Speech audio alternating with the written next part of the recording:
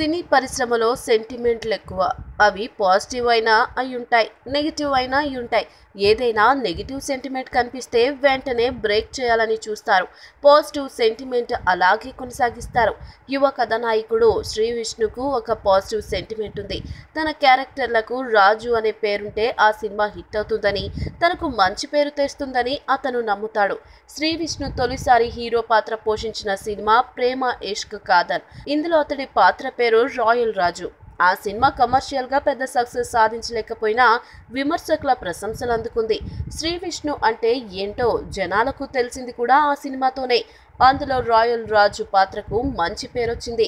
ఆ తర్వాత అప్పట్లో ఒకడుండేవాడు గురించి ప్రత్యేకంగా చెప్పాల్సిన పని లేదు.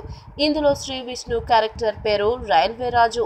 శ్రీ విష్ణు అసలు పేరు కంటే కూడా ఈ పేరే ఎక్కువ పాపులర్ అయింది. అంత మంచి పేరు తెచ్చింది రైల్వే రాజు పాత్ర.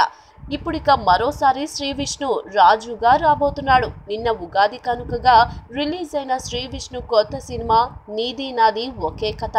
ఫస్ట్ లుక్ పోస్టర్ గమనిస్తే అందులో శ్రీ విష్ణు పాత్ర పేరు రుద్రరాజు సాగర్ అని అర్థమవుతుంది. శ్రీ విష్ణు సెంటిమెంట్ తోనే తన పేరులో రాజు వచ్చేలా చూశాడనిపిస్తుంది. ఈ పోస్టర్ జనాల్ని భలే ఆకట్టుకుంది. ఒక వైవిధ్యమైన సినిమాలా కనిపించింది. వేణు ఊడుగుల ఈ చిత్రంతో దర్శకుడిగా పరిచయం అవుతున్నాడు. నారా రోహిత్ సమర్పణలో కృష్ణ విజయ్, ప్రశాంతి ఈ చిత్రాన్ని నిర్మిస్తున్నారు. అప్పట్లో ఒకడుండేవాడు కూడా వీళ్ల బ్యానర్లోనే తెరకెక్కింది. మరి రాజు సెంటిమెంట్ మరోసారి వర్కౌట్ అవుతుందేమో వేచి చూడాలి. మీకు నచ్చినట్లయితే సబ్స్క్రైబ్ చేయండి. ఫిలిమి స్టార్స్ బోలెడంత న్యూస్ బోల్డ్గా.